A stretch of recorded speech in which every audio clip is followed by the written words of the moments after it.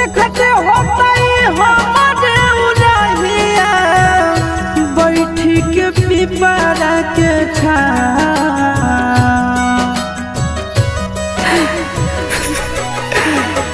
देखते होता हमारे उड़हिया बैठी के पिपरा के